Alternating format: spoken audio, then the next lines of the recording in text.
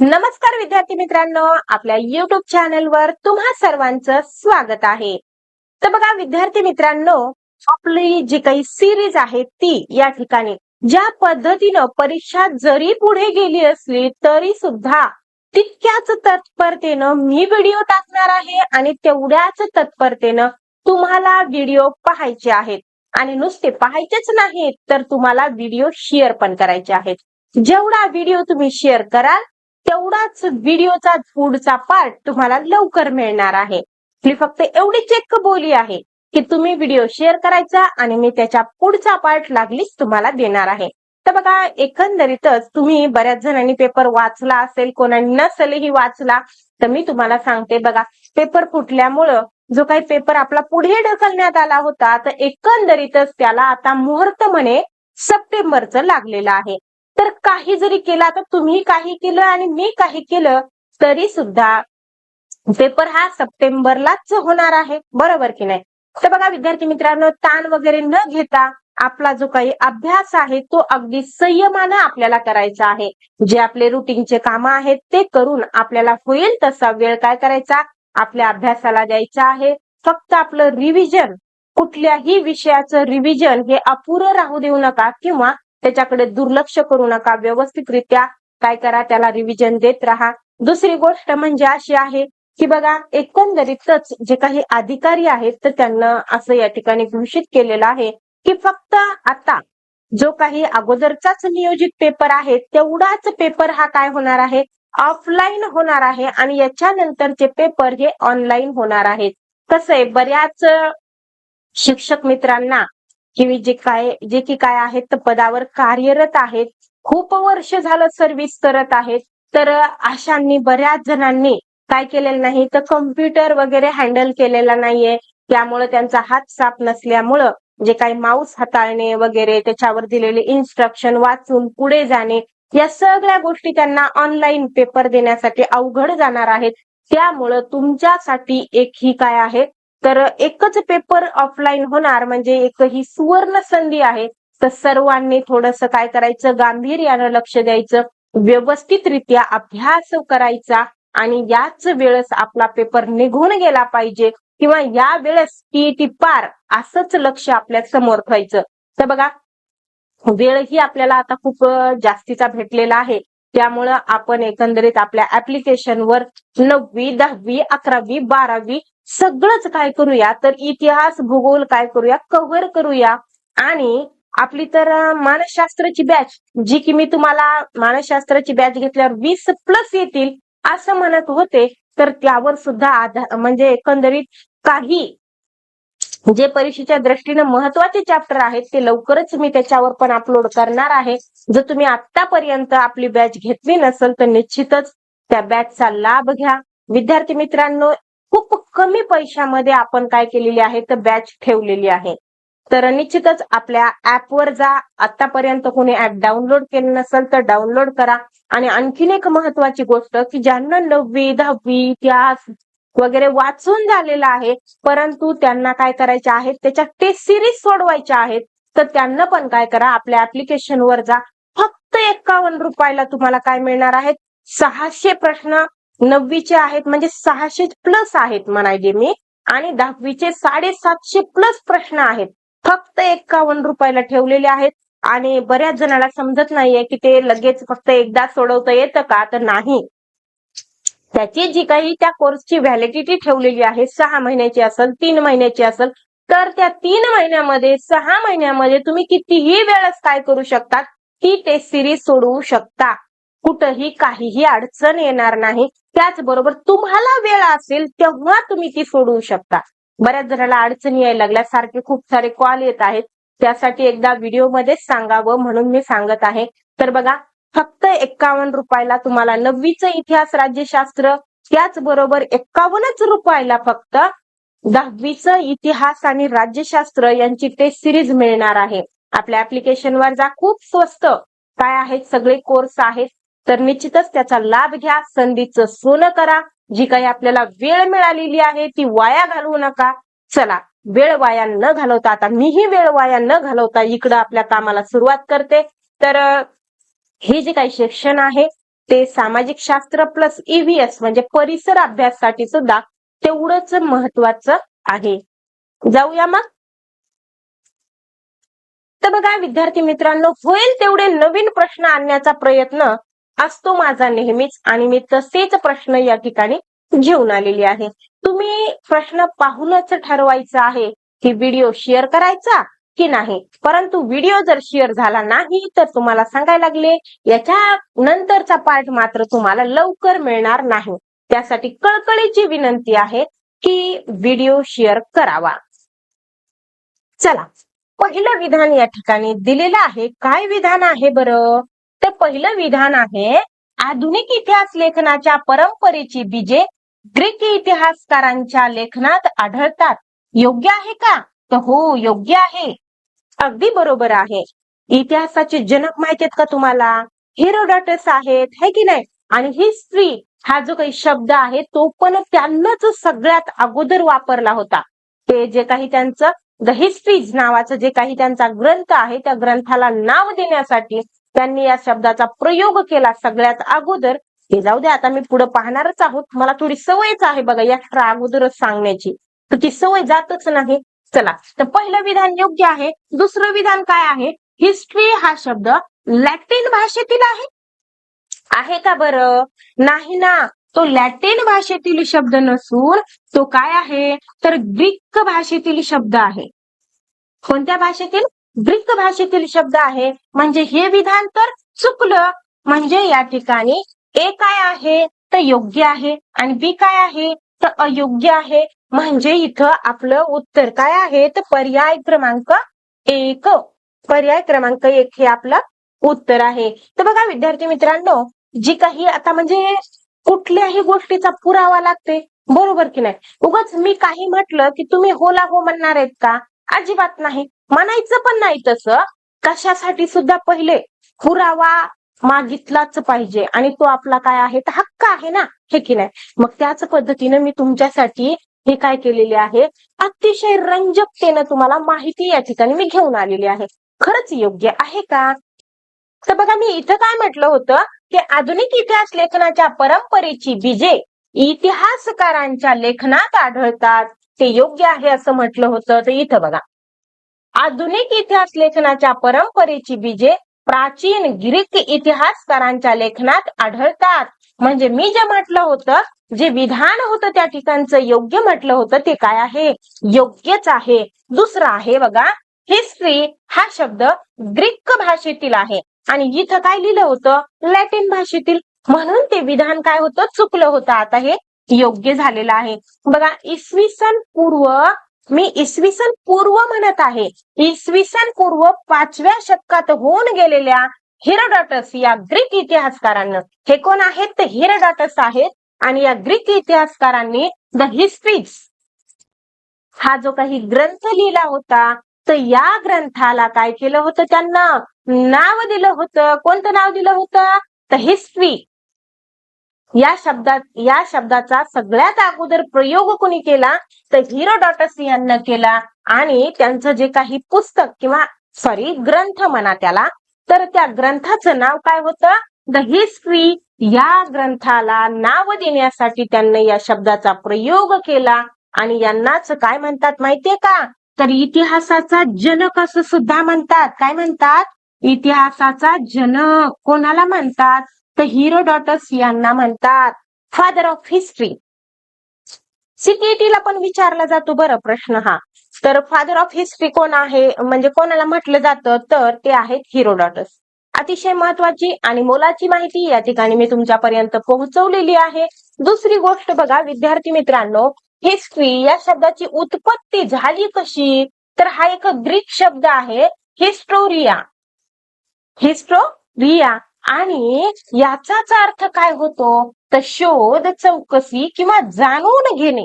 आणि त्यालाच इंग्रजीमध्ये हिस्ट्री असं म्हणतात आणि त्यालाच मराठीमध्ये इतिहास असं म्हणतात. तर एकंदरीतच तुमच्यापर्यंत ही जी काही मी माहिती मिळवलेली आहे ती फार फार महत्वाची आहे. हेरोडॉटस वर बरेच प्रश्न विचारण्यात आलेले आहेत. इथं बघा, तर बघा विद्यार्थी मित्रांनो, मला कसं वाटतंय, जे जे माहिती आपणासी ते सांगावे लोकांशी, शहाणे करून सोडावे सकळ जना. तर या कारणास्तव मी इथून जातच नाही सगळी माहिती दिल्याशिवाय. तर बघा या ठिकाणी हा जो काही ग्रंथ आहे तो ग्रंथ कोणाचा आहे? द हिस्ट्रीज हा ग्रंथ आहे. कोणाचा आहे? हिरोडॉटस यांचा आहे. बाय हिरोडॉटस लिहिलेलंच आहे वरी. तर बघा हिरोडॉटसनं द हिस्ट्रीज या ग्रंथात ग्रीक आणि फारसी यांच्यातील युद्धे म्हणजे नेमकं हिरोडॉटस यानं द हिस्ट्रीज या ग्रंथामध्ये काय लिहिलंय असा जर प्रश्न विचारला तर सांगता यावं. त्याच्यामध्ये ग्रीक आणि फारसी यांच्यामध्ये जे युद्ध झालेली आहेत त्याचबरोबर विविध देशातील भूगोल, सामाजिक जीवन, रीतिरिवाज यांचं वर्णन देखील केलेलं आहे. पहिली गोष्ट म्हणजे ग्रीक आणि फारसी यांच्यात जे काही युद्ध झाले त्या काळात ते लिहिलेली आहेत. दुसरी गोष्ट म्हणजे अशी बघा की प्रत्येक म्हणजे विविध देशातील भौगोलिक व्यवस्था कशी आहे, भौगोलिक स्थान काय आहे त्या देशाचं, त्याचबरोबर तिथलं लोकजीवन काय आहे, तिथं रीतिरिवाज कसे आहेत, हे सगळं लिहून ठेवलेलं आहे. चला तर दिलेली माहिती तेवढी काय आहे तर परीक्षेसाठी योग्य आहे. जाऊया मग पुढे. आणखीन एक हे बघा, मी तुम्हाला असं म्हणणं म्हणजे चुकीचंच आहे की हे बघा हे प्रश्न फार महत्वाचा, ते प्रश्न फार महत्वाचा असं नाहीये. बघा सगळेच प्रश्न काय आहेत तर एकंदरीतच A1च आहेत. काय आहेत? A1च आहेत. आपले कुठलेच प्रश्न हे काय असणार म्हणजे दुसरा ग्रेडच घेत नाहीत. आपले प्रश्न ए मध्येच येतात सगळे प्रश्न. हे पण प्रश्न बघा. तर बघा डॉक्टर राजेंद्र सिंह यांच्यावर बऱ्याच वेळेस परीक्षा परिषदेनं प्रश्न विचारलेला आहे आणि यांच्यावर प्रश्न CTET सुद्धा विचारते. लक्षात असू द्या. CTETचा पण बऱ्याच जणांनी फॉर्म भरला असेल तर तुम्ही असं समजू नका की आपला अभ्यास काही होत नाहीये म्हणून. सामाजिक शास्त्र हा विषय जर घेऊन तुम्ही जर पेपर देत असाल ना, इतिहास म्हणजे इतिहास, तिथलचा इतिहास वेगळा आणि इथलचा इतिहास वेगळा असतो का बरं? अजिबात नाही. तर बघा विद्यार्थी मित्रांनो, तिथं सुद्धा हा इतिहास तुम्हाला कामी येणार आहे. इथं बघा आता प्रश्न कसा आहे तर प्रश्न आहे भारताचे जलपुरुष म्हणून ओळखल्या जाणाऱ्या डॉक्टर राजेंद्र सिंह राणा यांनी राजस्थानातील वाळवंटात नद्या पुनर्जीवित करण्यासाठी कोणती सामाजिक संस्था स्थापन केली? माहितीये का तुम्हाला कोणती सामाजिक संस्था होती ती? तर पहिले तर असा प्रश्न बनू शकतो की भारताचे जलपुरुष म्हणून कोणाला ओळखलं जातं तर ते आहेत कोण? डॉक्टर राजेंद्र सिंह राणा हे आहेत. त्याचबरोबर ते कोणती म्हणजे त्यांना संस्था स्थापन केली तर ती कोणती आहे बघा संस्था? तर ती आहे तरुण भारत संघ. तर विद्यार्थी मित्रांनो, यांना जे काही कार्य केलेलं आहे तर मोलाचं कार्य केलेलं आहे. एकंदरीत वाळवंटी प्रदेशामध्ये त्यांना काय केलेलं आहे तर त्या ठिकाणी जे काही शेत शिवार आहेत ते बहरले, फुलवले त्यांना आणि अशी कामं करणारी लोक क्वचितच पाहायला मिळतात. एकंदरीतच त्यांना ज्या काही नद्या आहेत तर त्या नद्यांवर मातीचे बांध बांधलेले आहेत आणि त्या ठिकाणी म्हणजे एकंदरीत पाणी काय केलं तर एकदम नदीला म्हणजे पाऊस पडला लागलीच पाणी निघून जातं की नाही, पण तसं नाही. त्यांना पाणी तिथं साठून राहावं यासाठी तिथं काय केले तर बांध उभारले आणि या कारणानं काय झालं तर त्याच्या आजूबाजूचा परिसर हा काय झाला हिरवागार करण्याचा प्रयत्न यांना केलेला आहे. आणि हे बघा इथं आहेत बघा डॉक्टर राजेंद्र सिंह. मी कसं एखाद्या व्यक्तीची तुम्हाला उगा माहिती देऊन असं पुढे जात नाही, त्या म्हणजे त्या व्यक्तीची आणि तुमची लगेच गाठभेट पण घडवून देते. कारण मला कसं वाटते माहितीये का, जर तुम्ही चित्ररूपानं पाहिलं तर तुम्ही ते कधीच विसरणार नाही. याच कारणास्तव विद्यार्थी मित्रांनो मी तुम्हाला वारंवार सांगत आहे की जर तुम्ही आतापर्यंत आपली बॅच खरेदी केली नसेल तर निश्चितच ती खरेदी करा. तुमचा पैसा पाण्यात जाणार नाही असं मी वारंवार तुम्हाला सांगत आहे. कारण इथं कसं आहे माहितीये का, प्रत्येक चॅप्टर मधले मी सगळे प्रश्न घेऊन येऊ शकत नाही. तर काही चॅप्टर मधले ह्या चॅप्टर मधले काही त्या चॅप्टर मधले घेऊन येते. परंतु तिथं मात्र प्रॉपर तुम्हाला सगळा चॅप्टर मिळणार आहे. एका चॅप्टरवर कमीत कमी 30 ते 40 प्रश्न असतात. तुमचा सखोल अभ्यास त्या ठिकाणी चालू असतो. तर सध्या आपल्या बॅचवर इयत्ता 9वीचं भूगोल चालू आहे. तर आजच सकाळी आपण त्या ठिकाणी 6वा धडा म्हणजे सागर जलाचे गुणधर्म हा चॅप्टर काय केला तिकडे अपलोड केलेला आहे. तर तुम्हाला कळकळीची विनंती आहे आणि फीस एकदम माफक आहे. फक्त 300 रुपयाला आपली बॅच आहे सामाजिक शास्त्राची. होत असेल तुम्हाला तर निश्चितच खरेदी करा आणि त्या काय करा तर बॅचचा लाभ घ्या. तुमच्या मार्कामध्ये निश्चितच वाढ होणार आहे. चला इकडे पाहूया आता राजेंद्र सिंह. बघा, भारताचे जलपुरुष या नावाने ओळखले जाणारे डॉक्टर राजेंद्र सिंह यांनी राजस्थान येथे मोठी जलक्रांती घडवून आणली. तर राजस्थानला जलक्रांती कोणी घडवून आणली तर डॉक्टर राजेंद्र सिंह यांना घडवून आणलेली आहे. त्यांना जलपुरुष असं म्हणतात. राजस्थानमध्ये हजारो जोहड म्हणजे माहितीये का तुम्हाला, तर नदीवरील मातीचे बांध किंवा बंधारे निर्माण करणे यालाच काय म्हणतात तर जोहड असं म्हणतात. तर निर्माण करण्याच्या माध्यमातून राजेंद्र सिंह प्रसिद्धीस आले होते. ते आले होते म्हणजे काय, ते आता नाहीयेत का, आता आहेत.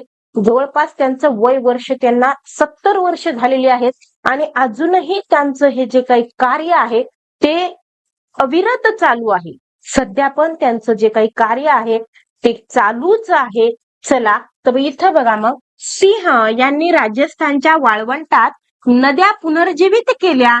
त्यांनी तरुण भारत संघ, कोणता संघ म्हणजे ती कोणती संस्था होती तर तरुण भारत संघ या संस्थेची काय केली स्थापना करून शेकडो गावांमध्ये सुमारे 11,000 जोहड निर्माण केले. किती 11,000. तर बघा विद्यार्थी मित्रांनो, प्रत्येक जण काय करत आहे तर त्याला फक्त स्वतःच पडलेलं आहे. तुम्ही असो मी असो, परंतु हे व्यक्तिमत्व कसं आहे तर दुसऱ्यांसाठी जगणारं व्यक्तिमत्व आहे. काय गरज आहे बरं की असं म्हणजे एकंदरीतच पदयात्रा करणं, पाण्याचं महत्व समजावून सांगणं, त्याच्यानंतर असं म्हणजे एकंदरीत वाळवंटी प्रदेशाला हिरवगार बनवण्याचं एकंदरीत कार्य करणं. तर बघा हे काय आहे तर दुसऱ्यासाठी जगण्याचं कार्य आहे. तर बघा विद्यार्थी मित्रांनो, कसं असते माहिती का, तुम्हालाही माहिती मलाही माहिती, या जगण्यामध्ये काहीच नाही. एक दिवस येणे आणि एक दिवस जाणे. ते म्हणतात ना, मुट्ठी बांध के आया जग में और हात पसारे जाएगा, क्या लेके आया था और क्या लेके जाएगा. सगळ्याला माहिती, पण सगळेच जण काय ना पैशाच्या मागे लागलेले, बरोबर की नाही. मी पण आहे त्याच्यामध्ये. मला स्वतःला वेगळं समजणार नाही, परंतु असे काही क्वचितच महापुरुष होऊन जातात की ते काय करतात दुसऱ्यांचं जीवन रंगीत बनवतात. चला इकडे बघा मग आता, तर बघा देशभर पदयात्रा काढून जलसंवर्धन, नद्या पुनर्जीवित करणे, त्याचबरोबर वन संवर्धन म्हणजे वनांचं सुद्धा त्यांना रक्षण केलेलं आहे. वन्यजीवन संवर्धन मोहीम राबवली आणि गेली 31 वर्ष त्यांची ही सामाजिक सेवा अखंड चालू आहे, अविरत चालू आहे. डॉक्टर राजेंद्र सिंह हे पाण्याचे नोबल समजल्या जाणाऱ्या स्टॉकहोम वॉटर प्राइजचे मानकरी आहेत. जर तुम्हाला प्रश्न विचारला तर नोबल म्हणजे पाण्याचं नोबल समजलं जाणारा जो काही एकंदरीत पुरस्कार आहे तर त्या पुरस्काराचे हे मानकरी आहेत. त्याचं नाव आहे स्टॉकहोम वॉटर प्राइज. हे बघा इथं तुम्हाला दिसेल. तर याचे ते काय आहेत तर मानकरी आहेत. तर बघा विद्यार्थी मित्रांनो, यांचे कार्य म्हणजे खरोखरच आजच्या पिढीनं काहीतरी शिकलं पाहिजे. किमान मी तर म्हणते जगाचा विचार, राष्ट्राचा विचार सोडाच, फक्त स्वतःपासून काय करा सुरुवात करा. आणि सध्याची परिस्थिती पाहून किमान प्रत्येकानं एखादं तरी झाड लावलं पाहिजे. जास्तीचं कोणाला काही काम सांगितलं जाणार नाहीये, तर एवढंच एक करायचं तर स्वतःच्या आणि स्वतःच्या कुटुंबातील व्यक्तींच्या भविष्याचा विचार करून प्रत्येकानं काय केलं पाहिजे, एक एक झाड लावलं पाहिजे. चला पुढे जाऊया. तर बघा विद्यार्थी मित्रांनो, पुढचा प्रश्न आहे, तिन्ही संरक्षण दलामध्ये समन्वय राखण्यासाठी 2009 मध्ये कोणत्या नवीन पदांची निर्मिती करण्यात आली आणि या प्रमुखांची नेमणूक कोण करतात. तर तुम्हाला सांगते, पेपर 1 ला प्रश्न आला होता बरं याच्यावर. त्यांना काय केलं होतं, वायुदलाचे जे काही प्रमुख असतात की नाही, प्रमुख अधिकारी, ते विचारले होते बघा. ते आपण आता बोलूत पुढे, मी तुम्हाला सांगते आल्यावर. परंतु जे कोणी आता पहिला पेपर देणारे असतील ना, त्यांना मी इथं काय सांगायले की तुम्ही असं समजू नका की आपल्यासाठी हे नाहीये म्हणून. हे तुम्हाला सांगते 10वी पर्यंतच्या सिलेबस मधून तुम्हाला सुद्धा प्रश्न विचारले जातात. तर बघा विद्यार्थी मित्रांनो, याचं योग्य उत्तर आहे संरक्षण प्रमुख. आणि यांची नेमणूक कोण करते तर राष्ट्रपती. पर्याय क्रमांक 4 हे आपलं उत्तर आहे. तर आता यांच्याविषयी अधिकची माहिती पाहणं हे आपलं कर्तव्य आहे आणि सांगणं हे माझं पण कर्तव्य आहे. बरोबर. तर कोणता प्रश्न आलता ते मी इथे तुम्हाला सांगणार आहे. तर बघा, भारताची सुरक्षा यंत्रणा म्हणजे एकंदरीतच नौदल असेल, भूदल असेल, त्याचबरोबर काय असेल, हवाई दल असेल, तर याच्यामध्ये एकंदरीतच विशेष असे अधिकारी नेमले जातात, प्रमुख अधिकारी. त्याचबरोबर हे काय करतात काय नाही हे इथं तुम्हाला सांगितलेलं आहे. चला तर आपण इथं जाणून घेऊया. बघा, भूदल, नौदल आणि वायुदल या 3 संरक्षण दलाचा भारताच्या सुरक्षा यंत्रणेत समावेश होतो. तर या सुरक्षा यंत्रणा आहेत. आपण जे इकडं मोकळा श्वास घेत आहोत है की नाही, तर या माग या संरक्षण दलाचं खूप मोलाचं योगदान आहे. इथं बघा, भारताच्या भौगोलिक सीमांचे रक्षण करण्याची जबाबदारी भूदलावर असते, तर नौदल भारताच्या सागरी सीमांचे रक्षण करते. लक्षात ठेवायचं. आता इथं जास्त म्हणजे की असं समजून सांगण्यासारखं नाहीये. भौगोलिक सीमांचं रक्षण भूदल करते आणि सागरी सीमा म्हणजे ज्या ठिकाणी सागरांच्या सीमा लागलेल्या आहेत त्या ठिकाणचं रक्षण नौदल करत असतं. मग हवाई दल काय करतं, तर भारताच्या हवाई सीमा आणि आकाशाचे रक्षण करण्याची जबाबदारी ही कोणाची आहे, तर वायुदलाची आहे.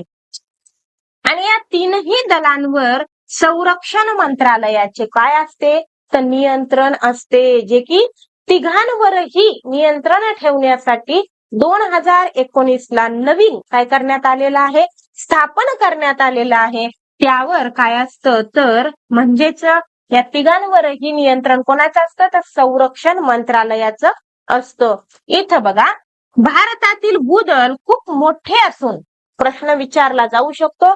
भारतातील नौदल खूप मोठे असून ते जगातील 7व्या क्रमांकाचे मानले जाते. कितवा क्रमांक, जगात 7वा क्रमांक मानला जातो. भूदलाच्या प्रमुखाला जनरल असं म्हणतात. बघा, जोड्या लावा यासाठी सुद्धा प्रश्न विचारला जाऊ शकतो. भूदलाच्या प्रमुखाला काय म्हणतात, तर जनरल म्हणतात. नौदलाच्या प्रमुखाला ऍडमिरल असं म्हणतात आणि वायुदलाच्या प्रमुखाला एअर चीफ मार्शल असं म्हणतात.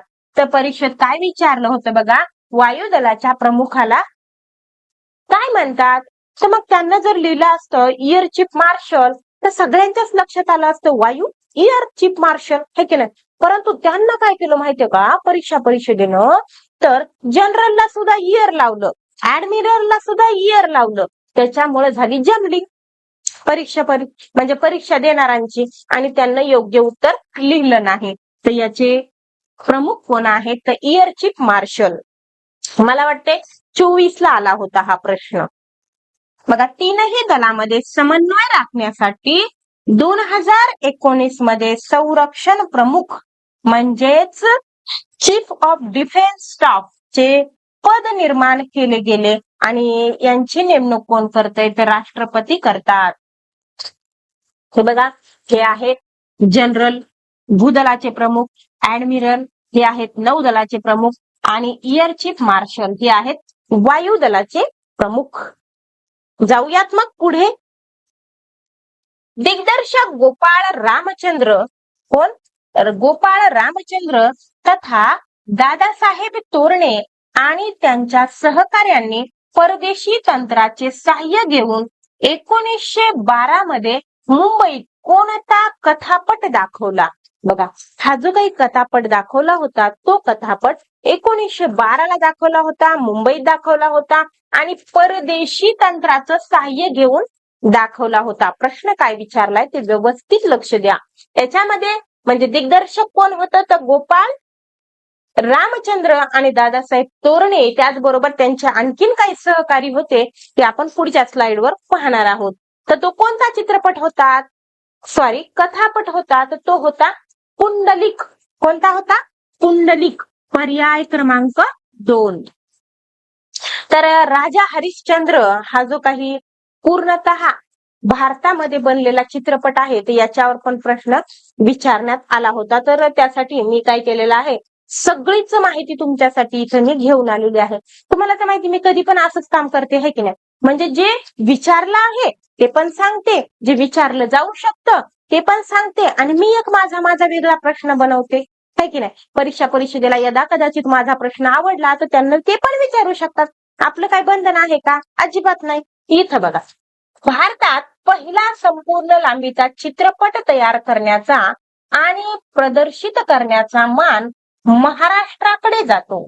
बघा, महाराष्ट्र म्हणजे महान असं राष्ट्र, तर चित्रपटाच्या बाबतीत सुद्धा पुढाकारलेलं हे राष्ट्र आहे, पुढे आलेलं राष्ट्र आहे. बघा, भारतीय चित्रपटाची जननी अशी महाराष्ट्राची ख्याती आहे. भारतीय चित्रपटाच्या विकासात मदनराव माधवराव पितळे, कल्याणचे पटवर्धन कुटुंबीय आणि हरिश्चंद्र सखाराम भाटवडेकर उर्फ सावेदादा यांचे योगदान आहे. तर महाराष्ट्रामध्ये एकंदरीतच भारतीय चित्रपटाची जननी असं मिळवून म्हणजे नाव मिळवून देण्यामागे कोणाचा हात आहे ते इथं सांगितलेलं आहे. म्हणजे चांगल्या कामामध्ये कोणाचा हात आहे असं म्हणत आहे मी. इथं बघा, पुढे दिग्दर्शक गोपाळ रामचंद्र तथा दादासाहेब तोरणे हे आपला प्रश्न आहे बरं. तर आपलं म्हणजे उत्तर कसं आहे ते इथं सांगायला लागले मी. तर बघा, गोपाळ रामचंद्र आणि दादासाहेब तोरणे यांनी त्याचबरोबर अ.प. करंदीकर, मी म्हणलो ना तुम्हाला त्यांच्यासोबत आणखीन सहकारी होते, तर एस.एन. पाटणकर, व्ही.पी. दिवेकर यांना परदेशी तंत्राचे सहाय्य घेऊन पुंडलिक, कोणता चित्रपटच म्हणाले बघा, कथापट.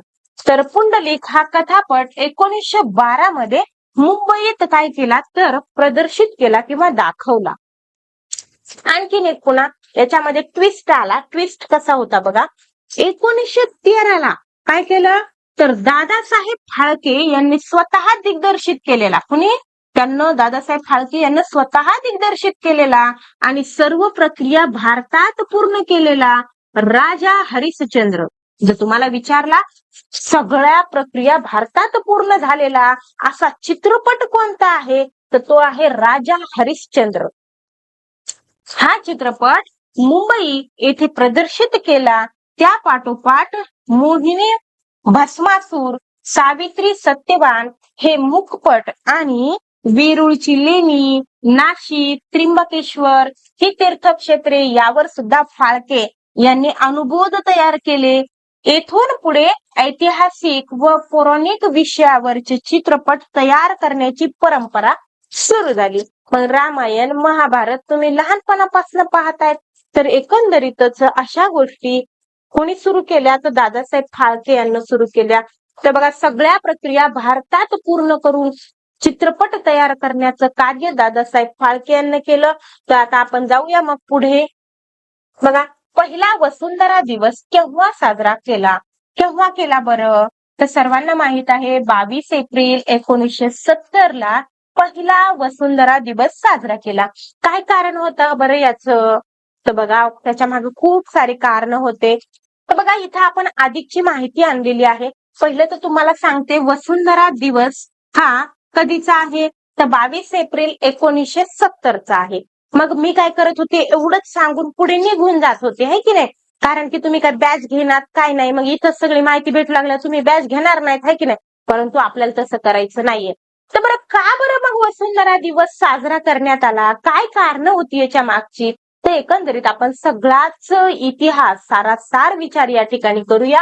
बघा, सध्या काळात मानवी हक्काची संकल्पना अधिक व्यापक झाली असून सुरक्षित पर्यावरण हा एक महत्वाचा मानवी हक्क आहे किंवा मानवी हक्क मानला जातो. आणि खरोखरच सुरक्षित पर्यावरण हे प्रत्येकाला मिळालं पाहिजे. स्वच्छ पाणी, स्वच्छ हवा ही प्रत्येकाचा हक्क आहे. इथं बघा, आंतरराष्ट्रीय स्तरावर पर्यावरण रक्षणाची जाणीव आणि गरज 1970 मध्ये मांडली गेली आणि मोठ्या प्रमाणावर होत असलेल्या औद्योगिकीकरण, वाढत चाललेल्या ऊर्जेची गरज यामुळे पर्यावरणाला काय झालाय तर धोका निर्माण होत आहे, असा पर्यावरणाचा अभ्यास करणाऱ्या विशेष तज्ञांचं मत होतं की बाबा हे औद्योगिकीकरण जे होत आहे, हे कारखाने वगैरे उभारले जात आहेत, वृक्षतोड वगैरे जे होत आहे, म्हणजे एकंदरीत प्लॉटिंग वगैरे पडते. बघा, लोकसंख्या वगैरे खूप वाढत आहे, तर यामुळं काय होत आहे, कुठंतरी पर्यावरणाला धक्का बसत आहे असं म्हणणं विशेष तज्ञांनी काय केलं, मांडलेलं आहे. आणि मग यातूनच काय झालं, तर त्या कार्यकर्त्यांनी 22 एप्रिल 1970 मध्ये पहिला वसुंधरा दिवस साजरा केला. कधी केला ते तुम्ही या ठिकाणी पाहून घ्या, लक्षात ठेवा. बघा, शेतीत मोठ्या प्रमाणावर वापरली जाणारी रासायनिक खते असतील, कीटकनाशके, त्याचबरोबर वाहनांमुळे होणारे ध्वनी प्रदूषण, अणुऊर्जा भट्टीतून होणारे किरणोत्सर्ग, तेल गळती किंवा रासायनिक वायूची गळती, या सर्वांमुळे पर्यावरण असुरक्षित बनते आणि विविध समस्या निर्माण होतात. आले का लक्षात? तर यातून कुठेतरी पर्यावरणाला धक्का बसण्यासारखी गोष्ट समोर येत आहे आणि या जाणीवेतून पर्यावरण सुरक्षा हा प्रश्न आंतरराष्ट्रीय स्तरावर चर्चेला जाऊ लागला. बघा विद्यार्थी मित्रांनो, 1970 पासून जे की पुढचा विचार करणारी लोक आहेत, विशेष तज्ञ आहेत, तर त्या लोकांनी तेव्हापासून चिंता दाखवली की ही जी काही पृथ्वी आहे ती खतऱ्यामध्ये आहे म्हणून. आलं का लक्षात? तर आतापर्यंत म्हणजे तेव्हापासूनच हे प्रदूषण वगैरे वाढलेलं आहे. आता तर सध्या किती आहे, 2026 आहे. विचार करा विद्यार्थी मित्रांनो, आतापर्यंतच्या काळामध्ये किती बरं प्रदूषण वाढलं असेल. खरोखरच गरज आहे तुम्हाला आम्हाला जाग होण्याची, कारण आपले जे लेकरं आहेत ते पुढं त्यांना ऑक्सिजनच्या नळ्या लावण्याची वेळ येऊ नये यासाठी आपण प्रत्येकानं कुठेतरी जागृत झालं पाहिजे. वृक्ष जे काही आपल्या घर बांधण्यासाठी वगैरे आपण तोडत असतो, बरं तोडले बी तरी लागलीच दुसरे वृक्ष लावले पाहिजे, त्याची जोपासना केली पाहिजे. फक्त लावून उपयोग आहे का? नाही.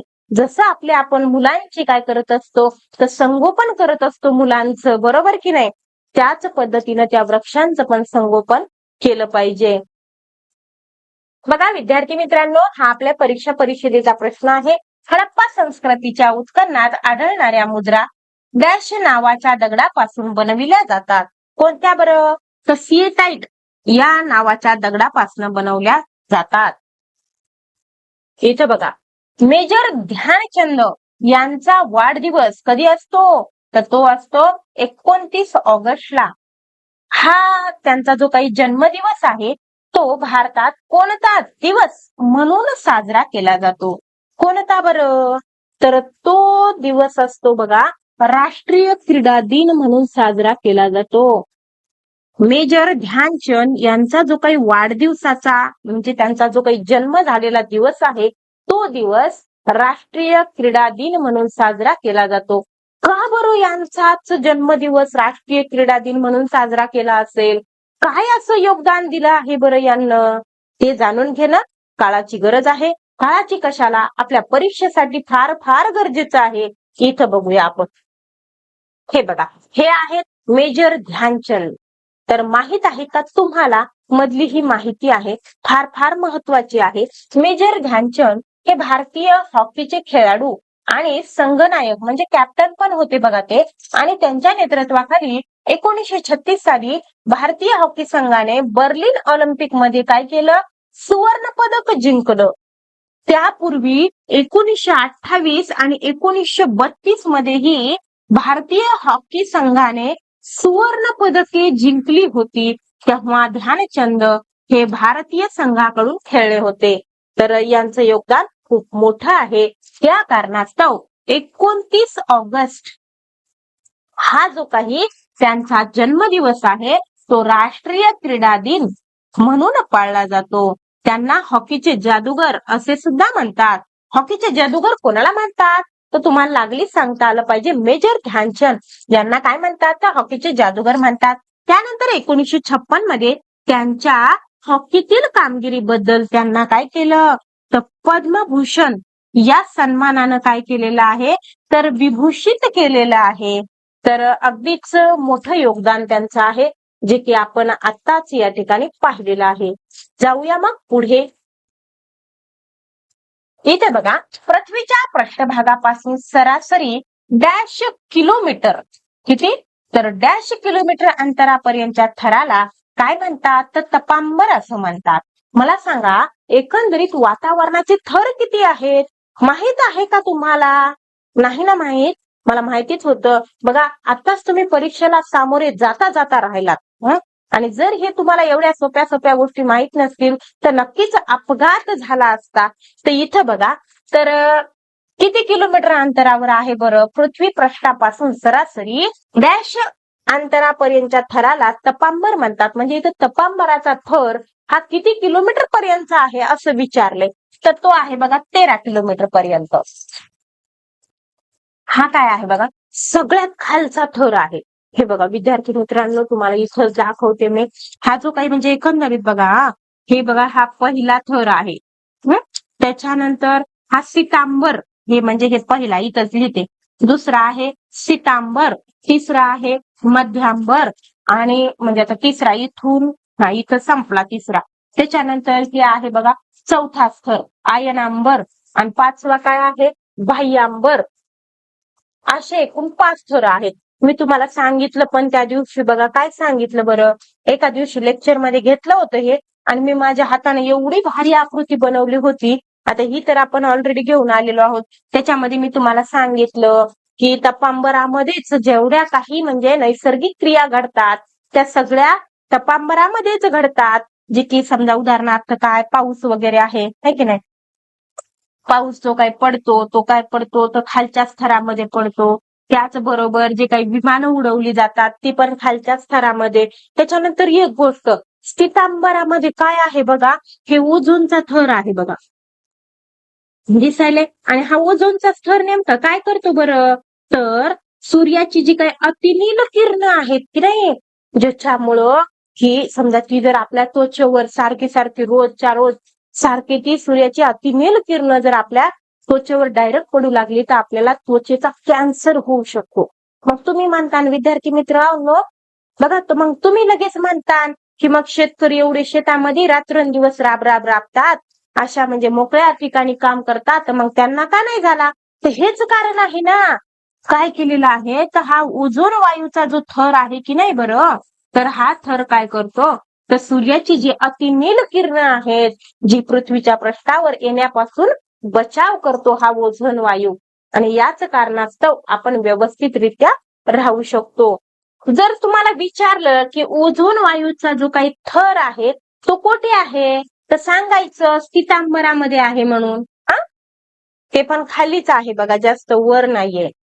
चला जाऊयात मग आपण. आणि ते सेटअप बॉक्स वगैरे ते बसवतात ना बघा, ते बाह्यांबर म्हणजे एकदम बाहेरच्या थरामध्ये बसवतात, 5व्या थरामध्ये. चला जाऊयात पुढे. इथं बघा, इसवी सन 630 मध्ये चीन मधून भारतात आलेला प्रसिद्ध चीनी प्रवासी कोण होता? कोण होता बरं तो? तर तो होता बघा युआन शांग. कोण होता? युआन शांग होता. इथं बघा, हे पण माहित आहे का तुम्हाला? याच्यावरूनच बनवलेला प्रश्न आहे बघा. बौद्ध वाङ्मयात लोकांच्या उद्बोधनासाठी स्वतः गौतम बुद्धाने भारतातील अनेक प्राचीन शहरांना भेटी दिल्या. म्हणजे भेटी दिलेल्याचे काय आहेत तर उल्लेख आहेत, बऱ्याच ठिकाणी लिहून ठेवलेला आहे. तर बघा, बौद्ध भिक्खूंना सतत भ्रमण करत राहणे आवश्यक असते. म्हणजे त्यांना काय करावं लागतं, तर सतत फिरत राहावं लागतं. जे काही उपदेश आहे तो सतत काय केला पाहिजे, त्यांना दुसऱ्यांना दिला पाहिजे, असं एकंदरीत त्यांचं ठरलेलं असतं. आणि तसेच काय आहे, तर जैन मुनी साधू हेही सतत काय करत असतात, तर भ्रमण करत असतात, जेणेकरून जे काही त्यांच्या जवळ ज्ञान आहे ते दुसऱ्यांना देण्याचा प्रयत्न असतो. हा बघा, इसवी सन 630 आपला प्रश्न बरं. इसवी सन 630 मध्ये चीनी प्रवासी कोण? युआन शांग हा चीन मधून भारतात आला होता. हा आहे बघा युआन शांग. चीन मधून काय केला होता, भारतामध्ये आला होता. त्यानंतर मध्ययुगात संत नामदेव असतील, संत एकनाथ असतील, गुरु नानक, रामदास स्वामी हे सुद्धा, त्यांना सुद्धा काय केलं, भारत भ्रमण करून जे काही त्यांच्या जवळ ज्ञान होतं ते लोकांना देण्याचा प्रयत्न केला. तर बघा विद्यार्थी मित्रांनो, या साधू संतांना खूप काळापासून म्हणजे खूप जुन्या काळापासून साधू संतांना लोकांना काय सांगितलं, की या जगामध्ये काही नाहीये, काय म्हणतात तसं एका गाण्यामध्ये म्हटलंय बघा, रित्या हाती जगी आला, रित्या हाती तू जाणार, त्या हाती जगी आला, रित्या हाती तू जाणार, धन तुझी दौलत नाही संगीती येणार. बघा विद्यार्थी मित्रांनो, साधू संतांना ओरडून ओरडून सांगितलं, पण आज सुद्धा माणूस काय करत आहे, तर पैशाच्याच मागे लागलेला आहे. तुम्ही असो मी असो, म्हणजे कितीही सांगितलं तरी काहीही होत नाही. जोपर्यंत माणूस ठरवत नाही तोपर्यंत, म्हणजे स्वतः ठरवत नाही तोपर्यंत माणूस याच्यातून, या बेड्यातून बाहेर निघू शकत नाही. जाऊया मग पुढे. प्रश्न आहे, पुढील विधाने अभ्यासा. बरं, अभ्यासून काय करायचं, तर हे कोणत्या युगाचे वर्णन आहे ते पण लगेच आपल्याला सांगायचं आहे. मग पहिलं विधान दिलंय, या युगात प्राण्यांचा उपयोग सामानाच्या ने-आणीसाठी होऊ लागला. तर बघा विद्यार्थी मित्रांनो, हे दुसऱ्याकडून काम करून घेऊ लागले लोक, स्वतः गाढवासारखं काम करत नव्हते किंवा जनावरासारखं काम करणं त्यांना सोडलं होतं आणि ते दुसऱ्यांकडून काम करून घेऊ लागले. तर निश्चितच हे काय आहे, तर सुधारित युगाची गोष्ट आहे. त्यानंतर बघा, या युगात व्यापार व दळणवळण या गोष्टी विकसित झाल्या. बघा व्यापार आणि दळणवळण विकसित झालं, त्याचबरोबर सामानाची ने-आण करण्यासाठी प्राण्यांचा वापर होऊ लागला. तर निश्चितच ही गोष्ट काय आहे, तर नवा अश्मयुगाची आहे.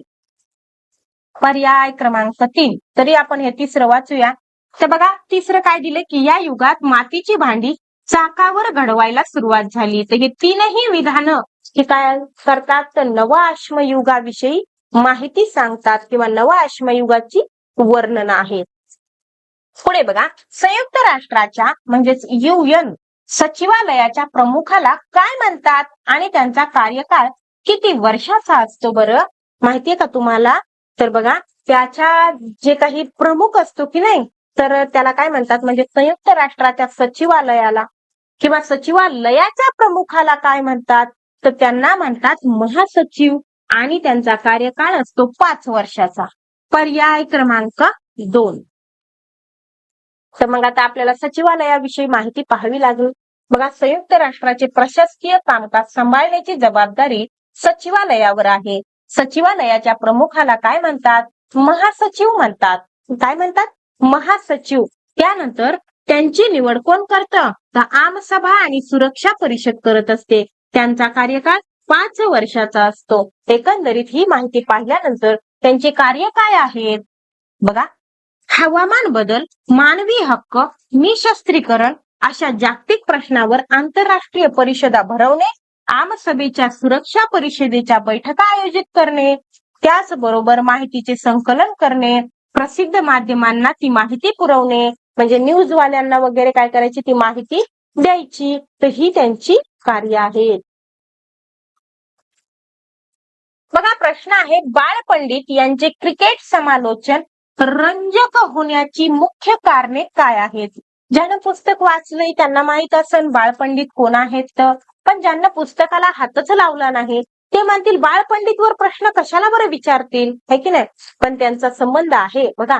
तर ते काय करायचे, रेडिओवरून, आकाशवाणी केंद्रावरून काय करायचे, ते क्रिकेटचं समालोचन करायचे, मराठी भाषेमधून करायचे. तर नेमकं काय त्यांच्या ह्याचं एकंदरीत काय वैशिष्ट्य होतं त्यांच्या बोलण्याचं किंवा मग त्यांच्या समालोचनाचं. बघा त्यांना केवळ मैदानाची माहिती होती. फक्त मैदानाची माहिती असल्यामुळे रंजकता येईल का, अजिबात नाही. त्यांना खेळाचा आणि खेळाच्या इतिहासाचं उत्तम ज्ञान होतं बघा. तसेच त्यांना मैदानाची माहिती होती आणि खेळाडूच्या आठवणी सुद्धा ते सांगत असत.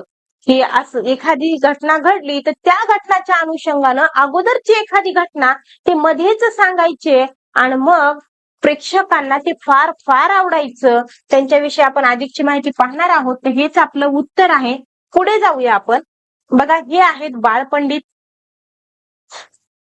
क्रिकेट सामन्याचे मराठी भाषेतून समालोचन पूर्वी बाळज पंडित करत असत, म्हणजेच बाळपंडित करत असत. आकाशवाणीवरून हे धावते वर्णन ऐकण्यासाठी लोक जीवाचा कान करत.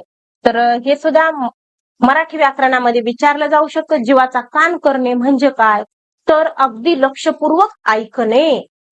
इथं बघा, समालोचन करताना बाळपंडित त्या मैदानाचा इतिहास, खेळाडूचा इतिहास, खेळाशी संबंधित असणाऱ्या आठवणी आणि पूर्वीचे विक्रम यांची काय करत माहिती देत असत.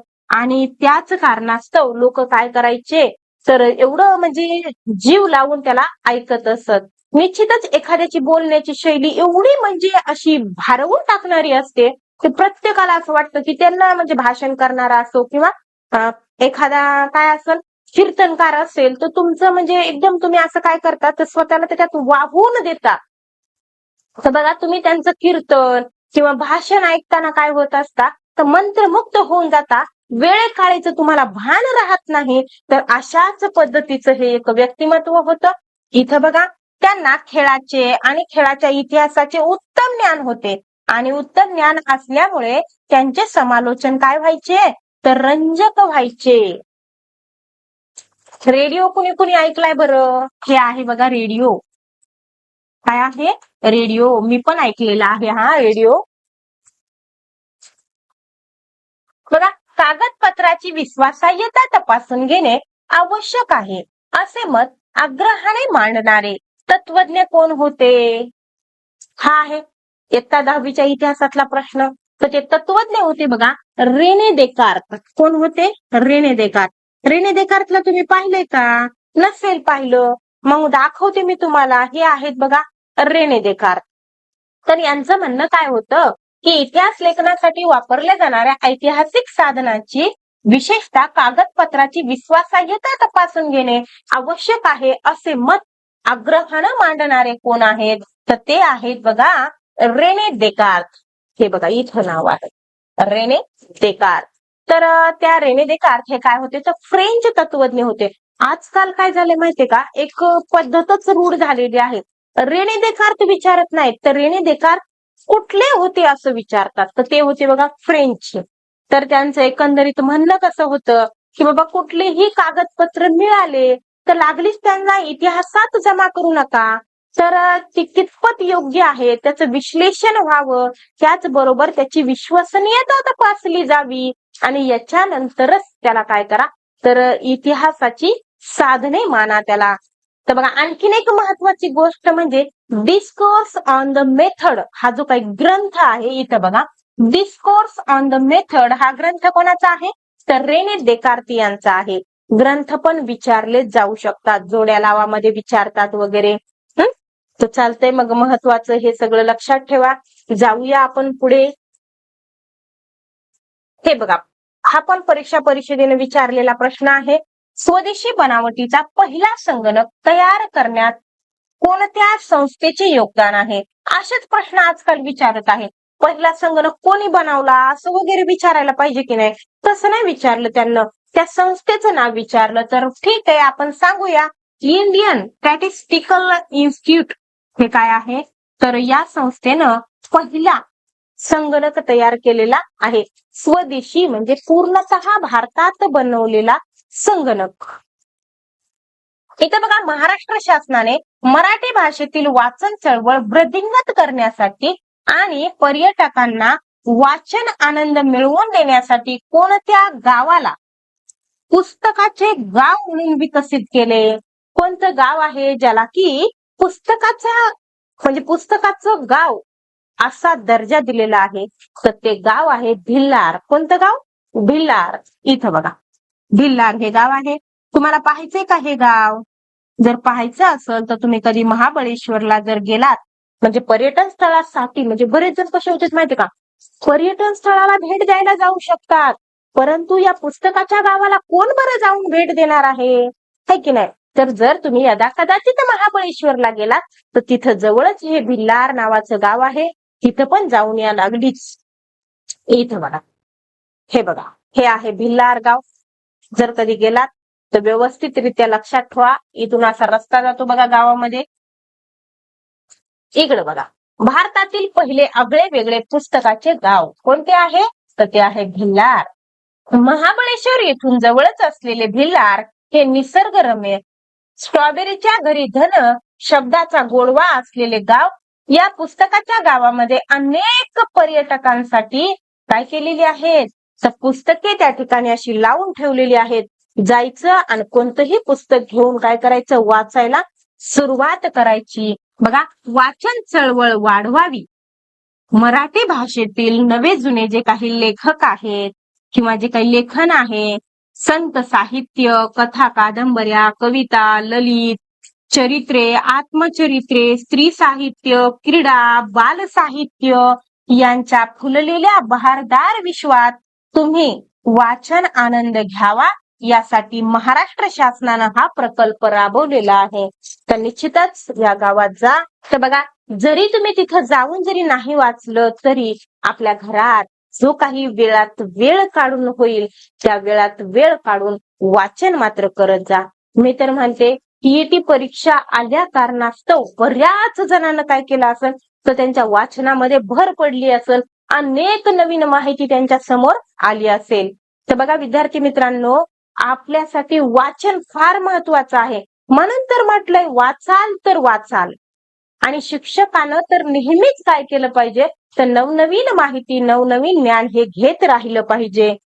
तर बघा विद्यार्थी मित्रांनो, हे पुस्तकाचं घर आहे, हे पुस्तकाचं गाव आहे जिथं की तुम्हाला जायचं आहे. आणि एकंदरीतच महाराष्ट्र शासनाने ही जो काही प्रकल्प राबवला आहे तर या संधीचं सोनं करायचं आहे. इथं बघा, खालील विधानाच्या संदर्भाने योग्य पर्याय निवडा. तर इथं विधान दिले बघा, पहिलं विधान दिले, आर्किओलॉजी ऑफ नॉलेज हा ग्रंथ मायकेल फुको यांचा आहे. बरोबर आहे ना, हे मी वाचलंय ना, मला माहिती आहे ना, मायकेल फुको यांचाच आहे आर्किओलॉजी ऑफ नॉलेज. बघा जोड्यान देतात बरं, म्हणजे मायकेल फुको असेल किंवा मग कार्ल मार्क असेल, हिरोडोटस असेल, तर यांचे ग्रंथ कोणते आहेत, महत्वाचे ग्रंथ तरी किमान तुम्हाला माहित असले पाहिजे. नंतर कार्ल मार्क्स यांचे ग्रंथ लक्षात ठेवा. तर हे त्यांचा ग्रंथ आहे, मला माहित आहे. इथं बघा, मायकेल फुको यांना कालक्रमानुसार अखंड इतिहास मांडणी योग्य मानली. मानली का बरं योग्य, तर नाही मानली यांना योग्य. त्यांना काय केलं, कालक्रमानुसार अखंड इतिहास मांडणी ही चुकीची पद्धत आहे असं मायकेल फुको यांचं म्हणणं होतं. इथं म्हटलंय की त्यांना मांडणी केली म्हणून हे चुकीचं विधान आहे. तर पहिलं योग्य, दुसरं अयोग्य. पहिलं योग्य, दुसरं अयोग्य, म्हणजे पर्याय क्रमांक 1 हे आहेत बघा मायकेल फुको. तर बघा त्यांना काय म्हटलंय, 20व्या शतकात फ्रेंच इतिहासकार मायकेल फुको यांच्या लिखाणातून इतिहास लेखनाची एक नवी संकल्पना पुढे आली. त्यानंतर बघा, आर्किओलॉजी ऑफ नॉलेज या ग्रंथामध्ये त्यांनी इतिहासाची कालक्रमानुसार अखंड मांडणी करण्याची पद्धत चुकीची आहे असे प्रतिपादन केले. आणि इकडे काय म्हटलं होतं की त्यांना मांडणी केली म्हणून. तर हे तर लक्षात आलंच असेल, आर्किओलॉजी ऑफ नॉलेज हे काय आहे, ग्रंथ त्यांचा आहे. हे बघा इथं पण दिसते तुम्हाला. तर एकंदरीतच त्यांचं जे काही म्हणणं होतं ते त्यांना त्याच्यामध्ये मांडलेलं आहे. चला जाऊया मग पुढे. बघा, स्वेज कालवा अतिशय महत्वाचा आहे. काय कारण आहे बरं, तर काय माहिती का विद्यार्थी मित्रांनो, युरोप मधून जर म्हणजे युरोप खंडामधून जर आशिया खंडात यायचं म्हणलं ना, तर पूर्ण आफ्रिका खंडाला वळसा घालावा लागत होता. पूर्ण आफ्रिका खंड फिरून जावं लागत होतं कुठं, आशिया खंडात येण्यासाठी. परंतु हा जो काही स्वेज कालवा आहे जो की लाल समुद्र आणि भूमध्य समुद्र यांना जोडतो, आणि त्यामुळं काय झालं तर युरोप मधून आशिया खंडात येण्यासाठी आफ्रिका खंडाला वळसा घालण्याची वेळ राहिली नाही. तर त्याच कालव्यामधून डायरेक्टली कुठे येऊ लागलं, युरोप मधून आशिया खंडामध्ये येता येऊ लागलं. या कारणास्तव काय झालं तर वेळेची बचत झाली आणि अंतरही खूप म्हणजे कमी लागू लागलं. त्यासाठी एकंदरीतच हा कालवा काय आहे, महत्वाचा आहे. बघा, तो समुद्र पातळीवर आहे त्यामुळे महत्वाचा आहे का, नाही. तो मुंबई आणि युरोपियन देशांना जोडतो, अजिबात नाही. त्यामुळे वेळ आणि अंतर याची बचत होते. बरोबर, पर्याय क्रमांक 3. इथे बघा, भारतीय राष्ट्रीय काँग्रेसची स्थापना खालीलपैकी कोणत्या वर्षी झालती, तर ती झालती बघा 1885 ला. म्हणजे भारताला स्वातंत्र्य मिळवून देण्याच्या अगोदर भारतीय राष्ट्रीय काँग्रेसची स्थापना झाली होती. आणि मग त्याच्यानंतर आता 10वीचा इतिहास अभ्यासताना किंवा 10वीचं जेव्हा आपण राज्यशास्त्र अभ्यासतो तेव्हा लक्षात येते की अगोदर काय होतं, तर भारताला फक्त एकच ध्येय होतं भारतीयांसमोर, भारताला स्वतंत्र मिळवून द्यायचं होतं. या कारणास्तव सगळी जी पब्लिक आहे त्याच कारणास्तव लढत होती. परंतु मग काय झालं, भारताला स्वातंत्र्य मिळालं. मग 15 ऑगस्ट 1947 ला भारत स्वतंत्र झाला आणि त्याच्यानंतर खरा कारभार चालू झाला हा राजकारणाचा. आणि मग तिथून पुढं मग एकच पक्ष होता, है की नाही. मग कुणाच्याला म्हणजे पहिली निवडणूक झाली, स्वतंत्र भारताची पहिली निवडणूक कधी झाली, तर 1951 ला झाली. त्याच्यानंतर मग पुन्हा कालांतराने मग राजकारण सुरू झालं. मग पुन्हा त्यातले काही लोक फुटले, मग त्यांना दुसरा पक्ष स्थापन केला, भारतीय जनता पक्ष. मग पुन्हा आणखीन पुन्हा दुसरे पक्ष निर्माण झाले आणि आता तर बाबा एवढे पक्ष झालेत की विचारूच नका. लयच पक्ष झालेत आता. आता तर बोलण्यासारखं त्याच्याविषयी काय राहिलंच नाही. इथं बघा आपलं आपलं काम बघा. 1885 साली भारतीय राष्ट्रीय काँग्रेसची स्थापना झाली. ठीक आहे, आपलं उत्तर बरोबर आलं. स्थापनेच्या वेळी काँग्रेस ही सर्वसमावेशक स्वरूपाची राष्ट्रीय स्वातंत्र्यासाठी प्रयत्न करणारी चळवळ होती. ही एक काय होती, फक्त चळवळ होती. कशासाठी, तर राष्ट्रीय स्वातंत्र्यासाठी प्रयत्न करणारी. आणि पुढे चालून मग तर काय झालं, याचा सगळा राजकारणच झालेला आहे. इथं बघा, त्यामुळे यात विविध विचारसरणीचे गट एकत्र आले होते. स्वातंत्र्य उत्तर काळात काँग्रेस हा एक सर्वात प्रभावी पक्ष म्हणून आकारास आला होता. त्याच्यामध्ये धर्मनिरपेक्षता, सर्वांगीण विकास, दुर्बल घटकासाठी आणि अल्पसंख्याक वर्गासाठी समान हक्क, व्यापक समाज कल्याण हे या पक्षाचे काय होते, तर सुरुवातीचे धोरण होते. इथं बी सांगितलं हे सुरुवातीचं धोरण होतं बरं. आता नवीन धोरण काय ते आपल्याला माहितीत का, अजिबात नाही. त्यानुसार पक्षाने अनेक कार्यक्रम राबवले. लोकशाही, समाजवाद, आंतरराष्ट्रीय शांतता व सामाजिक समता यावर या पक्षाचा काय होता, विश्वास होता. एकंदरीत पक्षातील मंडळी वगैरे इथं दाखवलेले आहेत. पक्षाचं चिन्ह दाखवलेलं आहे. हे बघा, सारे जहां से अच्छा हिंदोसता हमारा हा संदेश आकाशातून पाठवणारा अंतराळवीर कोण होता, माहितीये का तुम्हाला, तर तो होता बघा राकेश शर्मा. पर्याय क्रमांक 1. हे बघा, इथं राकेश शर्मा आहेत, पाहून घ्या. बघा राकेश शर्मा बघा 1984 साली अवकाशात जाणारे हे पहिले भारतीय, बघा हे पहिले भारतीय अंतराळवीर होते. इस्रो व सोव्हिएत इंटरकॉस्मॉस यांच्या संयुक्त अंतराळ मोहिमेसाठी अवकाश स्थानकात त्यांनी 8 दिवस वास्तव्य केलं. बघा स्पेस मध्ये ते 8 दिवस होते आणि तेव्हा ते आकाशात असताना काय झालं माहितीये का, तर अवकाशातून भारताकडे पाहताना, एकंदरीत मोकळ्या स्पेस मधून भारताकडे पाहताना हा भारत देश त्यांना कसा दिसला हे त्यांना भारतीयांना म्हणजे एकंदरीत इकडं मेसेज करून सांगितलं होतं. तर ते म्हणतात, सारे जहां से अच्छा हिंदोसता हमारा हा संदेश त्यांना काय केला, तर भारतीयांना पाठवला. जाऊया मग पुढे.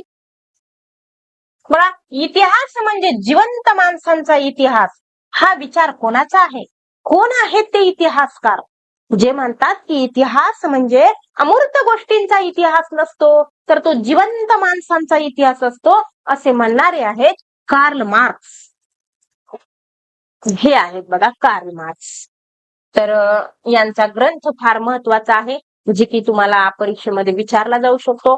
परीक्षेच्या दृष्टीने फार फार महत्वाचा आहे. तर हे आहेत बघा कार्ल मार्क्स. ते काय म्हणतात, इतिहास अमूर्त कल्पनांचा नसून जिवंत माणसांचा असतो. त्यामुळं त्याच्यामध्ये एकंदरीत काल्पनिकता नसावी, कुठल्याही गोष्टी अवाढव्यपणे सांगितलेल्या नसाव्यात. तर हा जो काही इतिहास आहे तो अमूर्त गोष्टींचा नाही, तर मूर्त म्हणजेच जिवंत माणसांचा असतो, असं त्यांचं मत होतं. दुसरी गोष्ट म्हणजे दास कॅपिटल हा जो काही ग्रंथ आहे तो त्यांचा प्रमुख ग्रंथ आहे, जो की परीक्षेत विचारला जाऊ शकतो, विचारलेला पण आहे. इथं बघा 19व्या शतकाच्या उत्तरार्धात कार्ल मार्क्स यांनी मांडलेल्या सिद्धांतामुळे इतिहासाच्या दृष्टिकोनात महत्वाचा बदल घडून आणणारी वैचारिक प्रणाली अस्तित्वात आली. तर ठीक आहे, त्यांचे मूलभूत विचार इथं सांगितलेले आहेत, त्याचबरोबर वर्ग संघर्षाची प्रक्रिया सांगितलेली आहे. इथं बघा, मंडई बागायती शेतीला ट्रक फार्मिंग असे म्हणतात. काय कारण आहे याचं? कारण असं आहे बघा, शहराला ट्रकद्वारे भाजीपाला पुरवला जातो, या कारणास्तव त्याला ट्रक फार्मिंग असं म्हणतात. आपल्या भारत देशानं खालीलपैकी कोणती अर्थव्यवस्था स्वीकारली? तर आपल्या भारत देशानं मिश्र अर्थव्यवस्था स्वीकारली. हा पण परीक्षेत प्रश्न विचारण्यात आला होता. मिश्र अर्थव्यवस्था स्वीकारली. मग हे काय असतं बरं? तर बघा, एकंदरीत अर्थव्यवस्थेचे एकूण 3 प्रकार आहेत. एक म्हणजे समाजवादी अर्थव्यवस्था, दुसरी म्हणजे भांडवलशाही अर्थव्यवस्था आणि तिसरी म्हणजे मिश्र अर्थव्यवस्था. मिश्र अर्थव्यवस्थेमध्ये कसं होतं बघा, काही अधिकार हे खाजगी मालकीचे असतात, तर काही अधिकार हे सरकारी मालकीचे असतात. म्हणजे दोन्ही पद्धतीची भांडवलशाही पण असते आणि समाजवादी पण अर्थव्यवस्था स्वीकारली जाते. त्यालाच काय म्हणतात? तर मिश्र अर्थव्यवस्था म्हणतात. आणि एकंदरीत भारताची कशी अर्थव्यवस्था आहे? तर मिश्र अर्थव्यवस्था आहे. विद्यार्थी मित्रांनो, थोडेसे शब्द बोलायला मला थोडी अडचण येत आहे, कारण की माझ्या तोंडामध्ये थोडं आलेत बघा. तोंडातल्या आल्या कारणानं मला काही शब्द थोडेसे स्पष्ट उच्चार होत नाहीये, तर थोडं समजून घ्या. जाऊया इथं बघा, इथं अर्थव्यवस्थेचे एकूण प्रकार किती असतात? तर ते 3 असतात. पहिली आहे भांडवलशाही अर्थव्यवस्था. तर भांडवलशाही अर्थव्यवस्थेमध्ये उत्पादनाच्या साधनांची मालकी किंवा व्यवस्थापन हे कोणाचं असतं? तर खाजगी व्यक्तीकडे असतं. माहितीये ना तुम्हाला, आता खाजगी सरकारी वगैरे माहितीये ना. तर कमाल नफा मिळवणे हा भांडवलशाही अर्थव्यवस्थेचा मुख्य हेतू. फक्त नफा मिळवण्यावर ह्याचा काय असतो? तर ओढा असतो किंवा काय असतो? तर हेतू असतो. इथं बघा, मग भांडवलशाही अर्थव्यवस्था कोणत्या कोणत्या देशाने स्वीकारलेली आहे? तर जर्मनी, जपान, अमेरिकेची संयुक्त संस्थाने इत्यादी देशांनी ही अर्थव्यवस्था स्वीकारली. त्याच्यानंतर ही समाजवादी अर्थव्यवस्था कोणी कोणी स्वीकारली? बघा, आधी पहिले समाजवादी अर्थव्यवस्था म्हणजे काय? तर इथं काय असतं माहिती का? उत्पादनाची जी काही साधनं आहेत ती सर्वतः कोणाच्या मालकीची असतात? तर सरकारी मालकीची असतात. सरकारी मालकीची असतात, संपूर्ण समाजाच्या मालकीची असतात. म्हणजेच कोणाच्या? सगळ्याच्या मालकीचं म्हणलं की सरकारचं. आपल्याला माहितीये ना, जे सगळ्यांच्या मालकीचं आहे ते असतं बघा सरकारचं, ज्याची की कोणीही काळजी घेत नाही. सरकारचं म्हणलं की अजिबात काळजी नसते. जसं की बघा की आपलं घर म्हणलं की आपण स्वच्छ ठेवतो आणि सरकारचा रस्ता आहे तर घरातला कचरा काढून रस्त्यावर टाकतो, बरोबर की नाही? तर ते तसं असतं बघा. तर त्यासाठीच मग भारतानं काय केलं? ही दोन्ही प्रकारची अर्थव्यवस्था ठेवली. तरी पण असं होत आहे भारतामध्ये. बघा, सामाजिक कल्याण साधने हा समाजवादी अर्थव्यवस्थेचा मुख्य हेतू आहे. समाजाचं कल्याण हा हेतू असतो बघा समाजवादी अर्थव्यवस्थेचा, चांगला हेतू आहे. तर कोणी स्वीकारली? चीन, रशिया इत्यादी देशांनी ही अर्थव्यवस्था स्वीकारली. त्यानंतर मग मिश्र अर्थव्यवस्था, जी की आपल्या भारताने स्वीकारलेली आहे. इथं बघा, मिश्र अर्थव्यवस्थेत सार्वजनिक आणि खाजगी क्षेत्रात म्हणजे सह अस्तित्व असतं, दोन्हीकडेही त्याचा वाटा असतो. खाजगी क्षेत्र, काही गोष्टी ह्या खाजगी मालकीच्या असतात तर काही गोष्टी या सरकारच्या मालकीच्या असतात. या अर्थव्यवस्थेत नफा आणि सामाजिक कल्याण याचा योग्य सहसंबंध राखला जातो. आणि मग कोणी कोणी स्वीकारली मिश्र अर्थव्यवस्था? तर भारत, स्वीडन, युनायटेड किंगडम इत्यादी देशांनी ही अर्थव्यवस्था स्वीकारलेली आहे. इथे बघा, लोकसंख्या वाढ नगण्य असणे याचा अर्थ काय? म्हणजे लोकसंख्या वाढत नाहीये, याचा अर्थ काय आहे? तर जन्मदर कमी, मृत्यूदर कमी. पर्याय क्रमांक 2. इथे बघा, निवडणूक आयोगाने 8 ऑक्टोबर 2010 रोजी तज्ञांच्या समितीची स्थापना करून इलेक्ट्रॉनिक मतदान यंत्रामध्ये कोणती नवीन सुविधा समाविष्ट करण्याचे ठरवले? तर कोणती होती बरं ती सुविधा? तर ती होती व्हीव्हीपॅट, मतदाराची पडताळणी पावती. तर नेमकी काय होती बरं ही? ह्याच्याविषयी अधिकची माहिती आपल्याला घ्यावी लागणार आहे. व्हीव्हीपॅट. इथं बघा, 8 ऑक्टोबर 2010 रोजी निवडणूक आयोगाने तज्ञांचा समावेश असलेल्या एका समितीची स्थापना केली.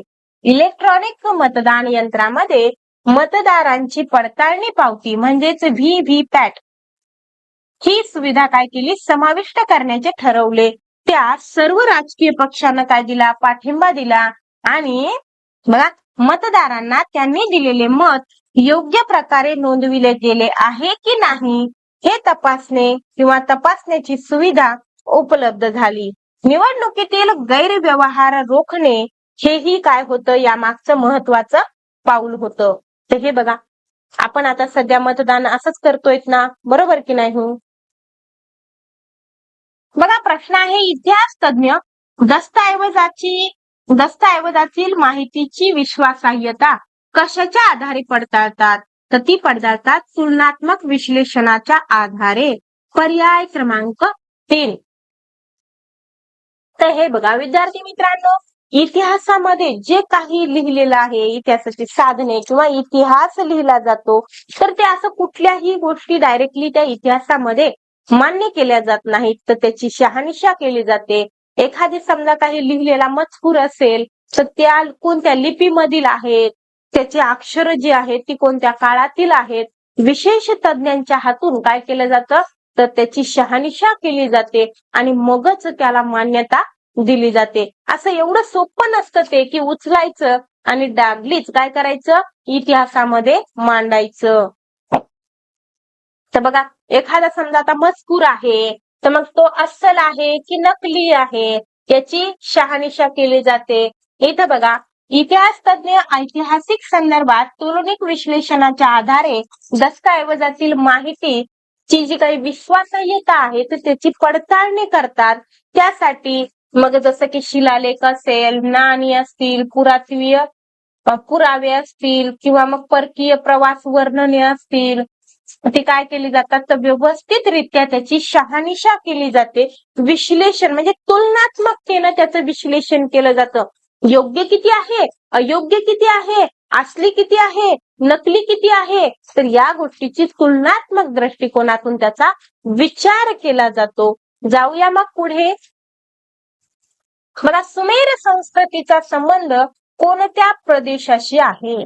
सगळ्यांना माहिती असेल की ही जी काही सुमेर संस्कृती आहे की नाही, तर हिचा संबंध मेसोपोटेमिया याच्याशी आहे. पर्याय क्रमांक 3. आणखीन एक बघा, सर्वात प्राचीन शिलालेख कोणत्या घटनेची नोंद देतो? तर सर्वात प्राचीन शिलालेख कोणता आहे मग, आणि तो कोणत्या घटनेची नोंद करतो, तर तो 2 राज्यातील युद्धाची नोंद करतो.